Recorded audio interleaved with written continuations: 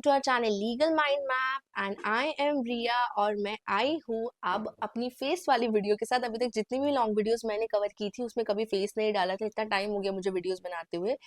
And ऐसा कुछ नहीं है कि मैं फेस रिवील कर रही हूँ फर्स्ट टाइम, क्योंकि मैं अपनी भर भर के शॉर्ट्स डालती हूँ जिसमें मैं बहुत नॉलेजेबल थिंग्स बताती हूँ, केस लॉस बताती हूँ, लॉ समझाती हूँ, पता नहीं क्या क्या कवर करती हूँ। भाई अभी नहीं देखते हो ना तो देख लो प्लीज। जैसे इन वीडियोस में ध्यान लगाते हो उसमें भी लगाओ, बहुत अच्छी अच्छी शॉर्ट्स होती है। आधे कॉन्सेप्ट तो वहीं से क्लियर हो जाएंगे। और केस लॉस जो आप ढूंढते हो ना मेरे कमेंट सेक्शन में आके कि इसका केस लॉ ये हो सकता है वो हो सकता है, वो आप वहाँ पे ले सकते हो, मिल सकता है मतलब आपको। ठीक है, सो स्टार्ट करते हैं हम अपनी वीडियो को। वैसे ही एकदम क्लियर क्रिस्प एक्सप्लेनेशन रखेंगे, कुछ चेंज नहीं होने वाला, टेंशन मत लो, बस एंगेजमेंट और हाई हो जाएगी।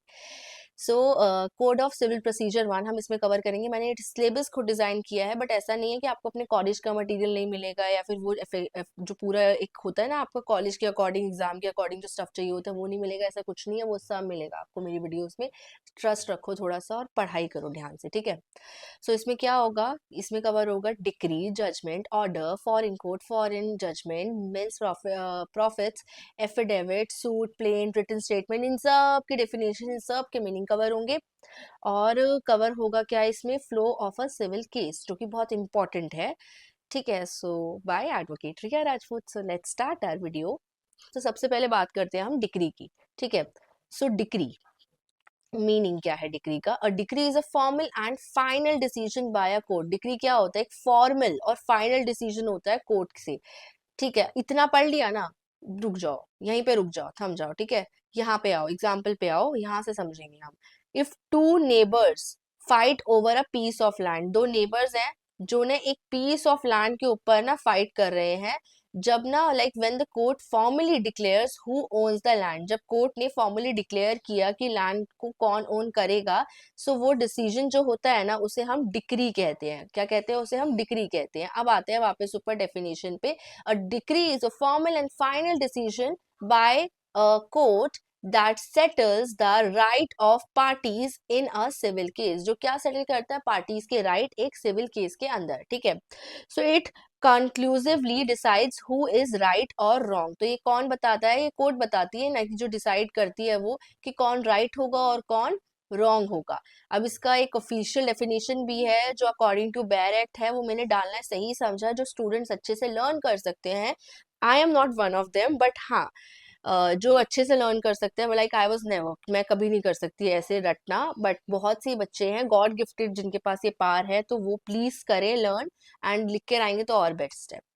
ठीक है, सो मैं इसे एक बार आपके लिए रीड कर देती हूँ। Decree means the formal expression of an education which conclusively determines the rights of the parties with regard to all or any of the matters in controversy in the suit and may be either preliminary or final। तो ये same meaning मैंने यहाँ पे आपको समझा दिया है। ठीक है, लेट्स मूव फर्दर। अब जजमेंट क्या होता है, डिक्री अभी तक डिसीजन समझ आ रहा है आपको, समझा लिया, समझ आ गया प्रॉपर, ओके। अब आते हैं मीनिंग पे। Judgement is the written statement. ठीक है, जजमेंट क्या होता है, रिटन स्टेटमेंट होता है जो एक जज देता है, क्योंकि वो एक्सप्लेन करता है, एक्सप्लेनिंग बाय द जज, explaining the reason for the decision. तो वो एक डिसीजन क्यों ले रहा है, किस बेसिस पे ले रहा है, वो जब एक्सप्लेन करता है तो उसे हम जजमेंट कहते हैं। ईदर अ डिक्री और एन ऑर्डर, या फिर वो डिक्री या ऑर्डर है उसको एक्सप्लेन कर रहा है तो उसे हम जजमेंट कहते हैं। इसे एग्जांपल से समझते हैं। एक तो आप हमेशा नोटिस करना, जजमेंट्स बड़ी बड़ी होती है। जब हम जजमेंट पढ़ने बैठते हैं, क्यों पढ़ने बैठते हैं, कि भाई ये ऑर्डर पास क्यों हुआ, क्या रीजन था, ऐसा क्यों बोला उसने, कोई पीछे का केस था, कुछ था, ऐसे वाला। सो इफ द जज decide the ownership of land, यहाँ पे हैं हम, इफ द जज decides the ownership of land, the written explanation for why the जज give that decision is the judgement. तो अगर एक जज डिसाइड करता है एक लैंड की ओनरशिप की, भाई ये लैंड किसकी ओनरशिप में है, सो जो रिटन एक्सप्लेनेशन जो वो प्रोवाइड करेगा ना, कि इस बेसिस पे उसने डिसाइड किया, ये सारे प्रूफ थे और ये सारे सेक्शन लॉज उसने अप्लाई किए हैं, तो क्यों ये डिसाइड किया गया है, ये डिसीजन क्यों दिया गया है, इस चीज के पीछे का जब वो कारण बताएगा तो वो उसका जजमेंट होगा। ठीक है, अब इसका ऑफिशियल डेफिनेशन क्या है, जो कि सेक्शन 2(9) CPC 19(8) में है। Judgment means the statement given by the जज on grounds of a decree और ऑर्डर। ठीक है, जब एक डिक्री और ऑर्डर पास करते हैं उसके ग्राउंड्स पे एक जो स्टेटमेंट दी जाती है, यानी कि एक्सप्लेनेशन बोल लें हम, डायरेक्ट लैंग्वेज में से स्टेटमेंट बोला गया है तो उसे हम जजमेंट कहते हैं। मैंने आपके लिए बहुत सिंप्लीफाई कर दिया है। सो ऑर्डर पे आते हैं अब हम। ऑर्डर करते हैं, meaning an order is any decision, order कोई डिसीजन है और डायरेक्शन हो सकती है जो कोर्ट देता है, which is not a degree, degree नहीं है, यहाँ पे करते हैं ना क्रॉस हम, डिग्री नहीं है, पहले बहुत इंपॉर्टेंट बात। It usually concern procedural matters और temporary steps during the case, तो इसमें क्या होता है ज्यादातर कि जो प्रोसीजरल मैटर्स होते हैं जो चल रहे हैं और जो टेम्परेरी स्टेप्स लेने चाहिए, जो ऐसी ऐसी चीजों पे काम करता है। एग्जाम्पल से इसको और अच्छे से समझेंगे हम। जो कोर्ट है, the court orders a party to produce documents, जब एक कोर्ट ना ऑर्डर पार्टी को ऑर्डर कर रहा है कि अपने डॉक्यूमेंट्स लेकर आओ, ठीक है, और वो भी इस डेट पे, जो डेट मैं बता रहा हूँ, ऐसा तो नहीं है ना कि कोर्ट में आप कभी भी जाके बोलोगे आपने कहा था कल डॉक्यूमेंट्स लाने को, मैं आज खाली थी चलते हुए ले आई, ऐसा कुछ नहीं होता है। So this is an order not a decree, तो ये एक ऑर्डर है, डिक्री नहीं है। एक तो पहली बात, मुझे कैमरे की आदत नहीं है अपनी वीडियोस को शूट करते हुए, लॉन्ग वीडियोस का स्पेशली, तो इसलिए मैं वहां पे देखना देख ही नहीं पा रही हूँ, मेरे ध्यान यहीं पे है। So anyways, with time I learn.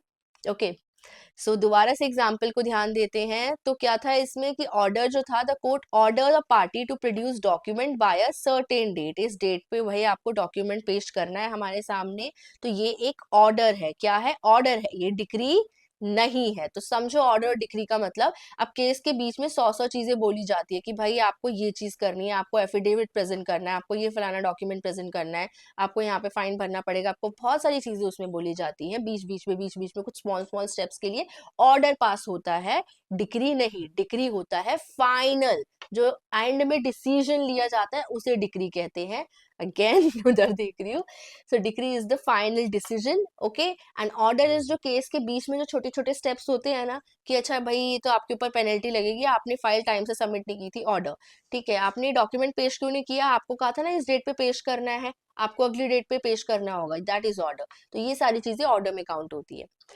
आपको आई होप समझ आएगा, नहीं समझ आएगा तो लिख दिया करो ना, दोबारा समझा दूंगी, किसी रील में समझा दूंगी, कमेंट्स में समझा दूंगी, समझाना मेरा काम है, पढ़ना आपका काम है, डाउट्स पूछो, राइट।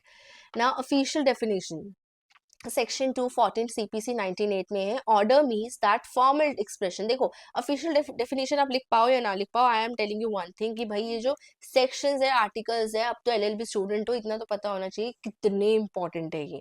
इसको तो भूल के भी छोड़ना ही मत, इनको तो रट लो। मतलब ऐसा था, मैं रटाफिकेशन नहीं कर सकती थी, मैं तो ऐसे रात को जग जग के ऐसे लर्न करती थी, I only know that. So order means the formal expression of any decision, तो ऑर्डर क्या होता है? फॉर्मल एक्सप्रेशन होता है कोई भी डिसीजन का, ऑफ अ सिविल कोर्ट, ठीक है, which is not a decree. ठीक है, बहुत क्लियर, बहुत इजी डेफिनेशन है इसकी, बैरक की भी, कोई ऐसा नहीं है घुमा फिरा के जलेबी बना दिया हो। Okay, now foreign court. Foreign court क्या होता है, मीनिंग समझते हैं इसका। Foreign court is a court located outside the country, ठीक है भाई, फॉरेन है तो आउटसाइड द कंट्री होगा, फॉरेन वर्ड से बहुत इजीली समझ आ रहा है, आउटसाइड द कंट्री लोकेट होता है। वेयर द केसेस और सूट स्टार्टेड, जहाँ पे केसेस और सूट स्टार्ट होते हैं। ओके, एग्जाम्पल से और अच्छे से समझ में आ जाएगा। ठीक है, a court in the USA, एक कोर्ट है यूएसए में, is a foreign court for a case initially filed in India. अगर एक केस है जिसको इंडिया में फाइल किया गया ड्यू टू सच रीजन, कुछ भी रीजन हो सकता है, पर्सन इंडिया का हो सकता है, क्राइम का कुछ यहाँ से लेना देना हो सकता है, कुछ भी हो सकता है, तो अगर उसे इंडिया में फाइल किया गया है लेकिन वो केस जो है वो फॉरेन का है, बाहर का है, तो वो लाइक जो यूएसए में अगर जब वो केस चलेगा या फिर यूएसए में शिफ्ट हो गया कुछ भी है, तो मतलब वो केस फॉरेन कोर्ट का हो गया, ठीक है, यूएसए का है। सो उसे इनिशियली बट स्टार्टिंग में किसी और कंट्री में फाइल किया गया था। ओके, अब आते हैं फॉरेन जजमेंट पे। ये बहुत बेसिक बेसिक चीजें हैं, इतना इसमें मुझे नहीं लगता बहुत टाइम इन्वेस्ट करने की जरूरत है, लेकिन बेसिक चीजों को कभी हल्के में नहीं लेना चाहिए, ये आपकी सीपीसी का पिलर है, पिलर। इसके बाद आप अपना पूरा सीपीसी का ब्रिज बनाओगे।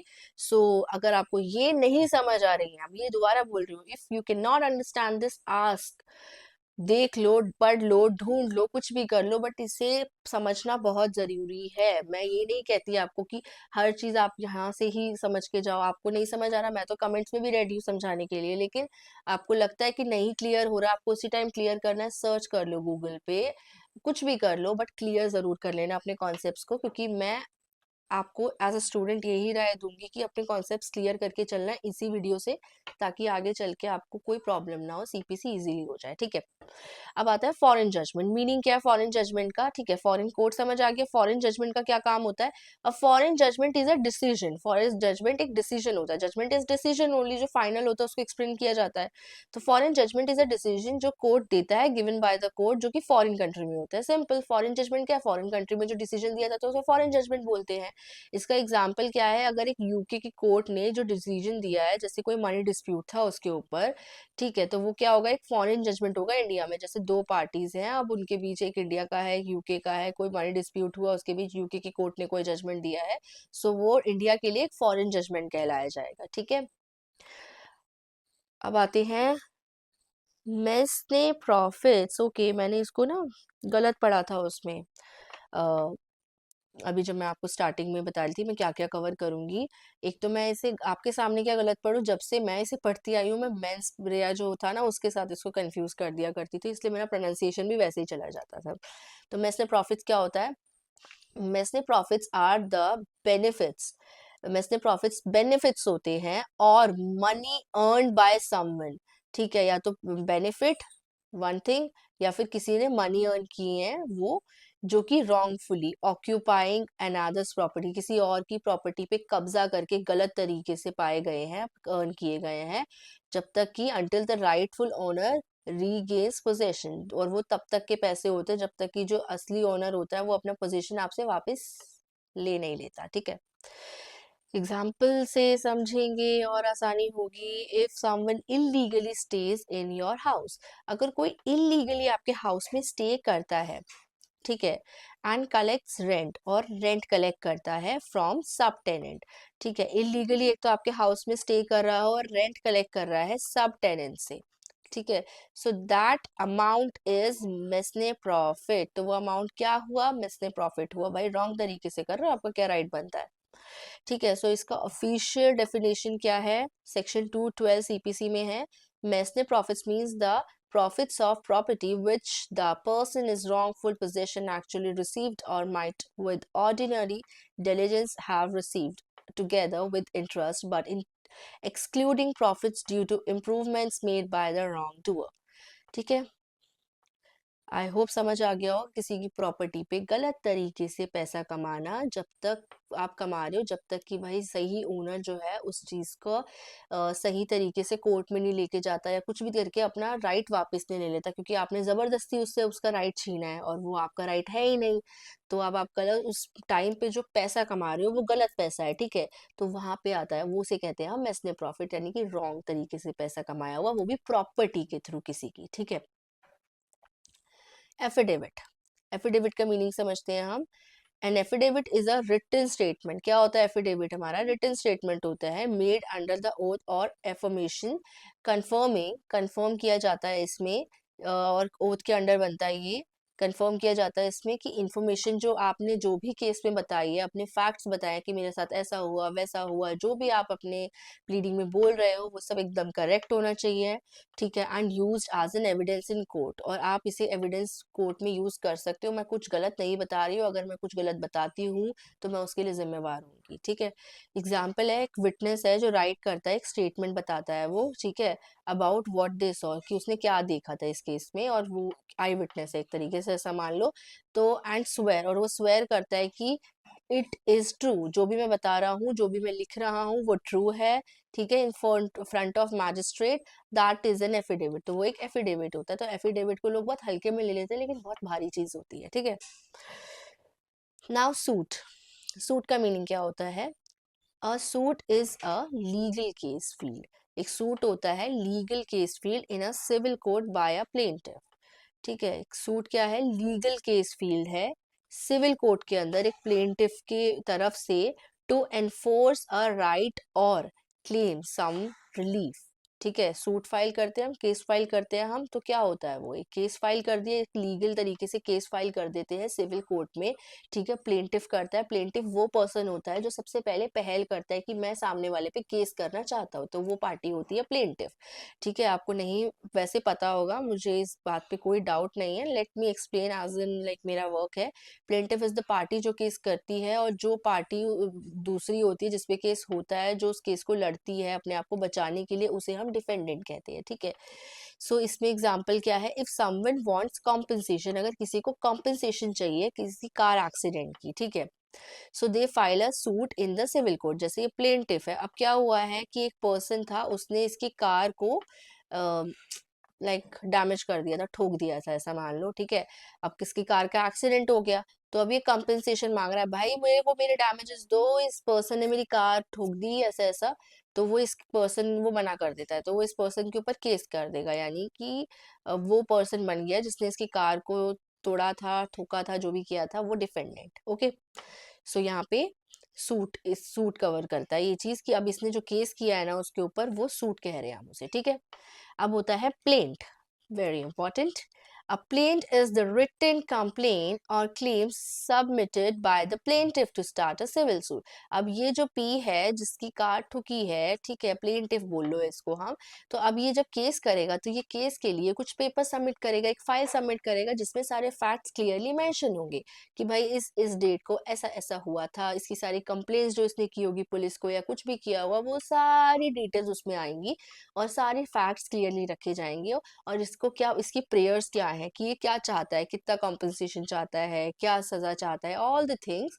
ठीक है, मैं ओवरऑल बात कर रही हूँ, तो ये सारी चीजें उसमें मेंशन होंगी। तो वो सारी चीजें जो ये मेंशन करेगा अपनी साइड से, जो इसके ऊपर केस लगाने के लिए, वो सारी चीजें प्लेंट होती है। मतलब कि वो जो पेपर है जिसमें ये सारी चीजें मेंशन कर रहा है, उस डॉक्यूमेंट को हम प्लेंट बोलते हैं। ठीक है, अब एग्जाम्पल समझते हैं।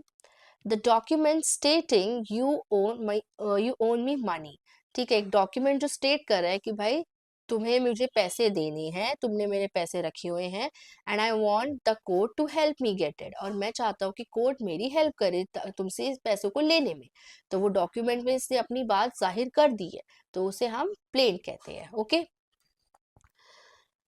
ऑलराइट, आई होप समझ आया हो।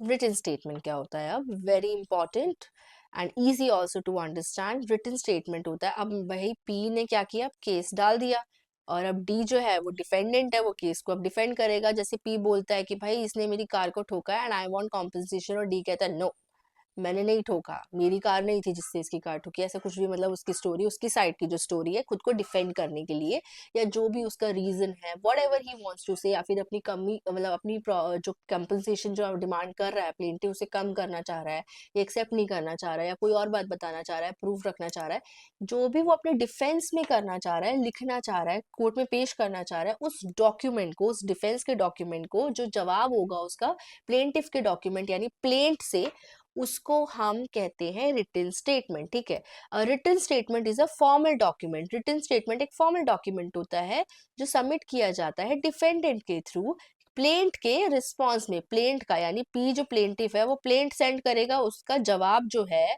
यानी उस प्लेंट का आंसर जो है वो कौन देगा, डिफेंडेंट देगा। किस डॉक्यूमेंट के थ्रू, रिटन स्टेटमेंट के थ्रू। ओके, ठीक है, okay. So, written statement is the formal document submitted by the defendant in response to the plaintiff stating their sides and defenses. Okay, अपनी साइड रखेगा और अपना डिफेंसेस। एग्जाम्पल है, if a defendant replies, example ये है कि अगर एक डिफेंडेंट रिप्लाई करता है कि आई हैव ऑलरेडी पेड यू, कि मैं तो पैसे ऑलरेडी पे कर चुका हूँ, ठीक है, और मेरे पास तुम्हारे कोई ऐसे पैसे नहीं है जो मुझे तुम्हें देने चाहिए। सो वो जो रिप्लाई है वो एक रिटन स्टेटमेंट में काउंट होगा, यानी कि उसके प्लेंट का जवाब। ओके, वेरी सिंपल, प्लेंट का आंसर। ओके, सो एस्पेक्ट ही मैंने मतलब बहुत सोच समझ के सम अप करने के लिए बनाया आपके लिए, ताकि आपको, बट वीडियो खत्म नहीं होती है इसके बाद भी, ठीक है, ध्यान रखना इस बात को। सो डिक्री क्या होता है भाई, फॉर्मल डिसीजन सेटिंग राइट्स। आप इस चीज को स्क्रीनशॉट करके रख सकते हो फॉर योर एग्जाम्स। मैं ऐसी चीजों के लिए बहुत बहुत ढूंढा करती थी अपने टाइम में, तो क्योंकि उस टाइम पे लीगल माइंड मैप नहीं था, तो लाइक आई जेन्युइनली मुझे ऐसा कुछ हमेशा से चाहिए होता था, हालांकि अब तो इंटरनेट पे ये सब चीजें होती हैं अवेलेबल, बट एक होता है जो आपने वीडियो में पढ़ा उसका सम अप होना चाहिए, जैसे, बहुत सारे स्क्रीनशॉट्स के अलावा, तो इसलिए मैंने ये चीज बनाई है। Now decree, formal decision settling rights, ठीक है। सो जजमेंट क्या होता है? जज जो रिटन एक एक्सप्लेनेशन देता है अपने डिसीजन पे। ऑर्डर क्या होता है? Court decision not concluding rights, court के डिसीजन होता है बट उसमें राइट्स नहीं कंक्लूड होते, बीच बीच में जो डिसीजन दिए जाते हैं। अब पर्पस क्या है डिक्री का? कंक्लूसिवली डिसाइड राइट्स, जजमेंट का एक्सप्लेन ग्राउंड्स ऑफ डिसीजन, और ऑर्डर का प्रोसीजरल और इंट्रोलोकेटरी डिसीजन, यानी बीच में जो होते हैं। ठीक है, डिक्री क्या होता है? फाइनल होता है, और प्रिलिमिनरी रूलिंग होती है, एकदम फाइनल होता है उसकी रूलिंग, मतलब एकदम जो बाइंडिंग हो जाता है। और जजमेंट जो है पार्ट ऑफ डिक्री और ऑर्डर। ठीक है, डिक्री और ऑर्डर का पार्ट होता है टू एक्सप्लेन द डिक्री या फिर एक्सप्लेन द ऑर्डर। ऑर्डर क्या है? वो टेम्परेरी हो सकता है और प्रोसीजरल भी हो सकता है। अब सूट क्या होता है? लाइक सूट किस टाइप का होता है? ये सिविल सूट होता है, judgment court hearing on case एक तरीके से, और सूट और प्रोसीजरल एप्लीकेशन। ठीक है, कहाँ से आया ये? ठीक है, प्रोसीजरल एप्लीकेशन के थ्रू भी आ सकता है और सूट के थ्रू भी आ सकता है। इसका एग्जांपल है कोर्ट डिक्लेयर्स लैंड ओनरशिप। ठीक है, कोर्ट डिक्लेयर करता है लैंड की ओनरशिप, तो ये डिक्री का एग्जांपल है कि कोर्ट कहता है भाई ये पर्सन से बिलोंग करता है लैंड। जजमेंट कहता है कि बताता है क्यों वो ओनरशिप क्यों डिक्लेयर की, ऐसा क्या प्रूफ मिला कोर्ट को, किस लॉ के थ्रू किया। देन ऑर्डर होता है ऑर्डर टू प्रोड्यूस डॉक्यूमेंट। ठीक है, ऑर्डर टू प्रोड्यूस डॉक्यूमेंट्स। अब I have already explain all this thing, that's why मैं ज्यादा नहीं इसके अंदर डीप जा रही, बिकॉज एनीवे आप स्किप कर दोगे। तो मतलब मेरा मेजर फोकस है कि मेरे को मेरी वीडियो को इतना शॉर्ट और क्रिस्प बनाना है कि आपको सारी चीजें समझ भी आए, आपका टाइम वेस्ट ना हो। Appeal, usually applicable. अपील क्या होती है? यूजुअली एप्लीकेबल होती है किसी किसी केसेस में। और जजमेंट होता है लाइक अपील जजमेंट के अंदर part of appeal on decree order. ठीक है, कि लाइक जजमेंट के अंदर अपील का ऐसा होता है कि एक पार्ट ऑफ अपील हो जाता है डिक्री ऑर्डर पे। और ऑर्डर होता है ओनली स्पेसिफिक ऑर्डर अपीलेबल। ठीक है, कुछ स्पेसिफिक ऑर्डर्स ही आप अपील कर सकते हो, नॉट ऑल, क्योंकि ऑर्डर तो वैसे ही बीच के होते हैं, लाइक टेम्परेरी भी होते हैं, सो डिपेंड्स। ये भी मैंने एक आपके लिए कलाकारी की है। ठीक है, कराई गई है, मतलब ऑल आई थॉट कि ये होना चाहिए। जो भी हमने वीडियो में पढ़ा है उसका एक फ्लो चार्ट के थ्रू मैंने आपको ये समझाया है। प्लीज डोंट से कि मुझे दोबारा समझाना है, क्योंकि जो मैंने समझाया अभी तक वो सारा इसमें है। ठीक है, प्लीज प्लीज स्क्रीनशॉट ले लो, काम आने वाली चीज है। ठीक है, मैंने पॉज कर रखा है, अब मैं आगे बढ़ रही हूँ। ठीक है, ओके। अब आता है flow of a civil case. ठीक है, ये मैंने बहुत सिंपल रखा है एंड एग्जांपल्स के साथ रखा है कि सिविल केस का फ्लो क्या होता है। इसे मैंने इजी से इजी वे में समझाने की कोशिश की है। प्री ट्रायल स्टेज होता है, पहला स्टेज क्या होता है? Pre trial stage. इसमें कुछ स्टेजेस होते हैं जिसका हमें ध्यान रखना है। तो पहला है pre trial stage, institution of suit. Institution of suit में क्या है? सीपीसी प्रोविजन आता है ये, और सेक्शन 26 दिस ऑर्डर 4 रूल 1। ठीक है, ये आप एक बार, मैं बस टिक करती चली जाऊंगी, तो यू नीड टू जस्ट, ये चीज इतनी इंपॉर्टेंट है ना, छोड़ना नहीं है प्लीज। ओके, नाउ आता है explanation. Case begins when the plaintiff files a plaint. Case तब शुरू होता है इसमें इंस्टीट्यूशन ऑफ सूट, यानी कि सूट की बिगनिंग, केस की बिगनिंग। केस बिगेन्स जब प्लेंटिव जो है, ठीक है, case begins when the plaintiff files a plaint. Plaintiff जो है प्लेंट फाइल करता है। डोंट आस्क प्लेंट क्या होता है, बिकॉज अभी अभी समझाया, इस वीडियो को वापस ले जाओ और पीछे देख कर आओ। ठीक है, इसमें लिख भी दिया मैंने written story of the claim, कि वो क्यों चाहता है claim. So plaint must follow order 7। ठीक है, जो प्लेन को फॉलो करना है वो करना है ऑर्डर 7। अब इसका एग्जांपल क्या है? जैसे कि रिया है, ठीक है, फाइल करती है एक प्लेंट इन कोर्ट। रिया एक प्लेंट फाइल करती है कोर्ट में और बोलती है कि a man owes me 15 lakh for the land he bought, कि एक आदमी जो है वो भाई, उसे वो मुझे 15 लाख रुपए देगा। ठीक है, for the land he bot, तो ऐसा कुछ मैं क्लेम करती हूँ, तो उसे आदमी को देने पड़ेंगे, दो भाई। ऐसा नहीं है। Okay, so this is my story, like मतलब मैं प्लेंट में जो लिखूंगी एग्जाम्पल है। फिर ठीक है, examination of plaint. Examination of plaint क्या? Order 7 rule 11।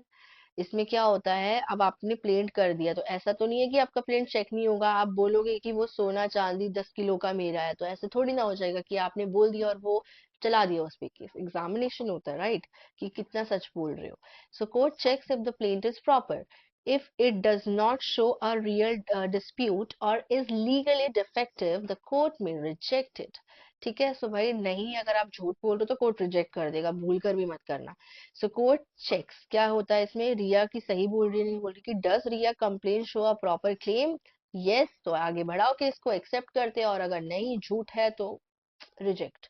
अब आता है issue of summons. Summon issue करना, ठीक है, सेक्शन 27 टू 29 कवर करता है ये order 5। Court sends a summon to the defendant to come and reply. जो कोर्ट है वो सेंड करता है समन। क्या सेंड करता है कोर्ट, समन। किसको, डिफेंडेंट को। ठीक है भाई, समन है, बुलावा, आ जाओ। ठीक है, आपके लिए केस आया है एक, डिफेंडेंट को, कि भाई come and give your written statement, यानी रिप्लाई। इसमें वर्ड जो यूज किया है रिप्लाई, उसका मतलब कोर्ट का यही है कि भैया आपके नाम पे केस आया है, अब आप जरा पेश हो जाइए कोर्ट में, जरा हाजिर हो जाइए इस डेट को, वो लिखा होता है उसमें ऑलरेडी।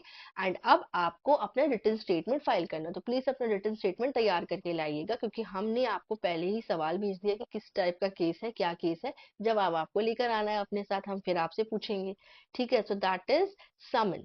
ठीक है, समन इशू हो जाते हैं इसके बाद। ठीक है, पूरा फ्लो है, अच्छे से समझना, मतलब अरे मुझे इतनी क्लियर एक्सप्लेनेशन मिलती खास। ठीक है, तो अब एक मैन है जो रिसीव करता है कोर्ट से नोटिस, जो बोलता है कि ये case is filed against you, कि भाई आपके अगेंस्ट एक केस फाइल हुआ है, कम एंड रिस्पॉन्ड, आ जाओ मैदान में। ठीक है, आओ और रिस्पॉन्ड करो इस केस को। ठीक है ना, वो मैन तो भाई आराम से बैठ के चिप्स खा रहा है, टीवी में बैठ के, अचानक से एक आता है पोस्टमैन, कहता है स्पीड पोस्ट से ये आया है, और कहता है अरे भाई अब कोर्ट जाना पड़ेगा। सो ऑल दिस, क्योंकि उसे नहीं पता होता कौन कहाँ से जग गया जिसको उसके अगेंस्ट केस फाइल करना है, और क्या पता पता भी हो उसने कुछ ऐसे कर्म करे हो। Anyways, written statement. ओके, कहाँ गया ये रहा रिटन स्टेटमेंट। Order, order 8। ठीक है यार, ये रोमन नंबर्स ना ऐसा है कि मतलब मुझे बताना कमेंट में कि मुझे प्रॉब्लम होती है या फिर आपको भी होती है रोमन नंबर्स में। ठीक है, सो रिटन स्टेटमेंट क्या होता है, defendant must give a written statement. जो डिफेंडेंट है उसे रिटन स्टेटमेंट देना होगा। एज आई टोल्ड यू कि पहला क्या था, समन इशू होंगे तो रिप्लाई देने के लिए बुला रहे हैं, तो वो रिटन स्टेटमेंट देने के लिए बुला रहे हैं। So defendant must give a written statement, अपनी साइड की स्टोरी बताएगा, और normally within 30 to 90 days, और उसके पास टाइम क्या है, 30 to 90 डेज का टाइम है। ठीक है, यानी कि जब समन भेजे जाते हैं उसके बाद। फिर आता है, इसमें एग्जांपल है जैसे कि अमन फाइल्स अ रिटन स्टेटमेंट। ठीक है, I don't own ₹15 lakh, the land had defects, so I paid only ₹5 lakh. तो वो कहता है कि ना भाई मैं तो ओन नहीं करता हूँ ₹15 लाख, क्योंकि जो लैंड है तो उसमें कुछ डिफेक्ट था।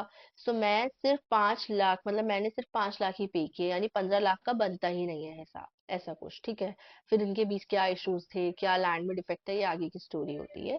दिस इज जस्ट, मैं आपको एक एग्जांपल देके रिटन स्टेटमेंट समझा रही हूँ एंड बता रही हूँ कि क्या सीक्वेंसिंग है, क्या स्टेप्स होते हैं। ठीक है, देन आता है रेप्लीकेशन। ठीक है, this is an optional one. ठीक है, ऑर्डर 8 रूल 9। जब तक ये 10 तक चल रहा है ना, तब तक तो रोमन मेरी भी ठीक है, बट उसके बाद तो plaintiff may reply to new facts. जो प्लेंटिफ है उन्हें रिप्लाई करना होता है new facts mention in written statement. जो अब आ जाता है लाइक उसका भी काउंटर। ठीक है, आपने प्लेंट का रिप्लाई किया, रिटन स्टेटमेंट बोलते हैं उस रिप्लाई को, और अब रिटन स्टेटमेंट का भी कुछ रिप्लाई हो सकता है प्लेंट की तरफ से, जो कि कभी होता है कभी नहीं होता, दैट इज ऑप्शनल। सो अब रिया जो है वो फाइल करती है replication.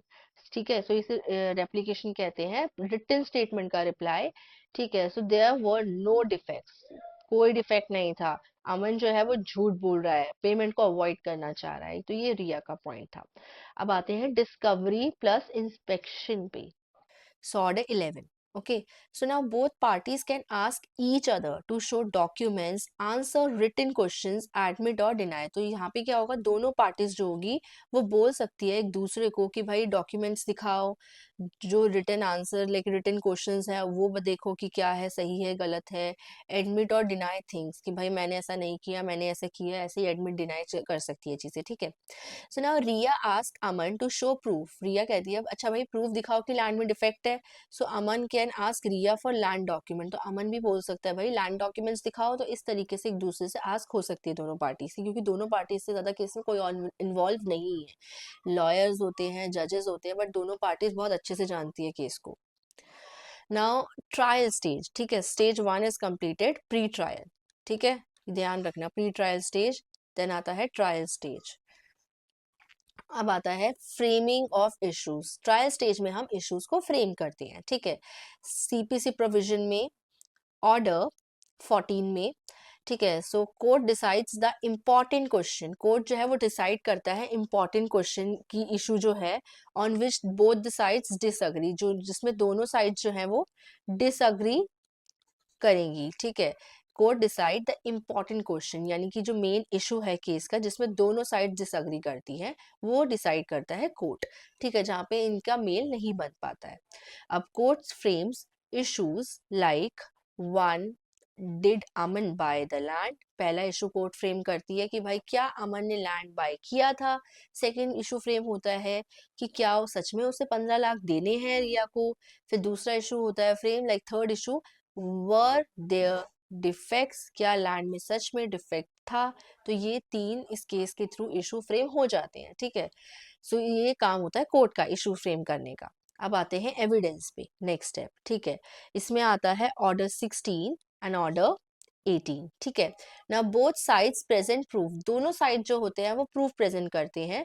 First the person who file the case, पहले तो वो पर्सन जो केस को फाइल करता है, ठीक है, जिसे हम प्लेंटिफ कहते हैं, वो प्रूफ, वो प्रूफ प्रेजेंट करता है। फिर दूसरा एविडेंस इंक्लूड्स एफिडेविट, एविडेंस में क्या क्या इंक्लूड होता है, एफिडेविट्स इंक्लूड होते हैं, विटनेसेस इंक्लूड होते हैं, अगर कोई विटनेस है तो डॉक्यूमेंट्स इंक्लूड होते हैं, और क्रॉस एग्जामिनेशन भी इंक्लूड होती है एविडेंस में, ठीक है। सो एग्जाम्पल से समझते हैं, रिया जो है वो एविडेंस देती है, सेल एग्रीमेंट देती है, रिसिप्ट्स देती है, विटनेसेस भेजती है, और अमन क्या देता है अपनी तरफ से एविडेंस में, इंजीनियर रिपोर्ट, जिसने डिफेक्ट बताया होता है अगर कोई है तो, ठीक है, और दोनों का फिर क्रॉस एग्जामिन होता है, यानी दोनों को आपस में पूछताछ होती है, दोनों की एक दूसरे के लॉयर्स पूछताछ करते हैं, तो वो क्रॉस एग्जामिनेशन में कवर हो जाता है। तो all this covers in evidence, ठीक है। Now the next stage comes, like stage नहीं बट ट्रायल स्टेज में ही आता है नेक्स्ट स्टेप, फाइनल आर्ग्यूमेंट, ठीक है। Final arguments cover in order 18 rule 2। अब इसमें क्या होता है, बोथ साइड्स, दोनों साइड्स आर्ग्यू करती है why the evidence supports their their case, दोनों साइड आर्ग्यू कर रही है कि जो एविडेंस है वो केस को सपोर्ट, मतलब किस तरीके से सपोर्ट कर रहा है, ठीक है, एविडेंस कैसे केस को सपोर्ट कर रहा है। सो रिया जो लॉयर है वो आर्ग्यू करता है, अमन के पास कोई प्रूफ नहीं है कि लैंड में डिफेक्ट है, अगर अमन ये बात साबित नहीं कर पाता तो रिया के लॉयर के पास प्रूफ होगा, लाइक पॉइंट होगा बोलने के लिए।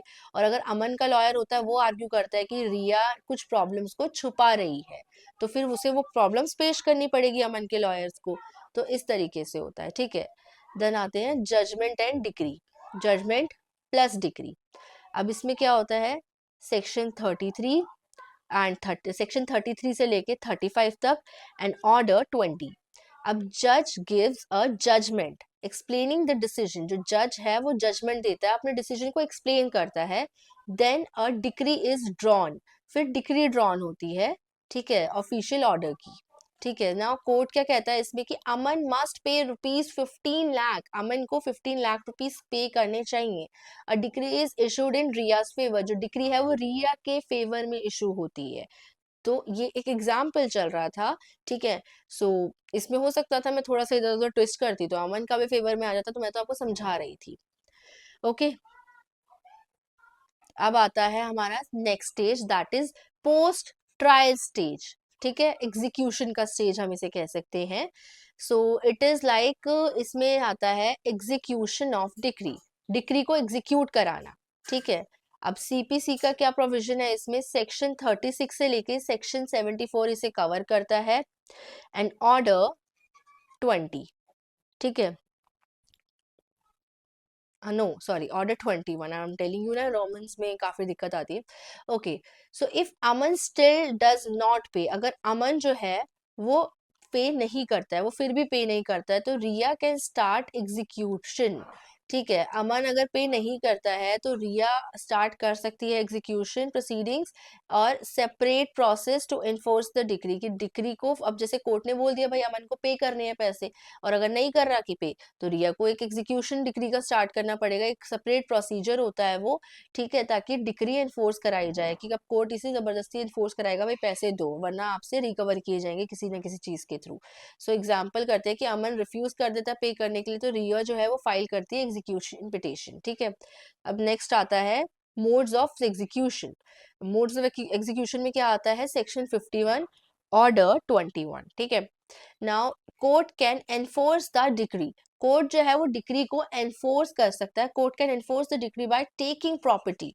कोर्ट कैसे, लाइक प्रॉपर्टी जब्त कर ली उसकी, प्रॉपर्टी उसी अमाउंट की है, प्रॉपर्टी जब्त कर सकता है उसकी, ठीक है, उसकी प्रॉपर्टी को सेल करके रिकवर कर सकता है उस अमाउंट को, या फिर उसे अरेस्ट कर सकता है, उसे डिटेन कर सकता है सिविल प्रिजन में, ठीक है, या फिर अपॉइंटिंग अ रिसीवर, उसके एक रिसीवर अपॉइंट कर सकते हैं जो उसकी हर उस पे ध्यान रखे, उससे काम करवाए। सो नाउ जो एग्जांपल है वो क्या है, court orders attachment of Aman's car, court ने ऑर्डर किया कि अमन की कार की अटैचमेंट के लिए और बैंक अकाउंट की और बैंक अकाउंट और या फिर उसका बैंक अकाउंट अटैच कर दो, मतलब बेसिकली सीज कर देते हैं वो, ताकि 15 लाख रिकवर हो। तो ये तरीका होता है रिकवरी का कोर्ट का, कि सामने वाले को इस तरीके से इफेक्ट करना कि वो पर्सन को पैसे देने ही पड़े, ठीक है, मतलब नॉट गुंडागर्दी, गुंडागर्दी समथिंग एल्स, बट कोर्ट थोड़ा फिर ये टेढ़ा काम हो जाता है, तो कोर्ट के पास इस चीजों के भी तरीके होते हैं, पूरे प्रोविजन में लिखे गए हैं, वो इस तरीके से तरीके यूज किए जाते हैं, ठीक है।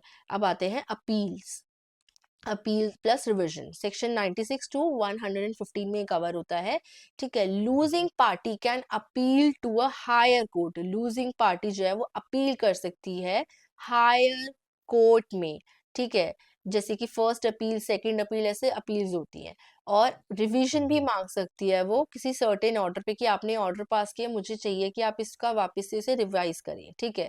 सो आप ये सारी चीजें टेंशन नहीं लेना, ऐसा मत सोचना ये क्या पढ़ा रही है मैम, क्या है, कुछ समझ नहीं आ रहा है, थोड़ा सा मेरे साथ मेरी प्लेलिस्ट देखो, वीडियोस देखो, फिर समझना है ना कुछ, फिर बोलना कि हाँ नहीं समझ आ रहा है, ठीक है।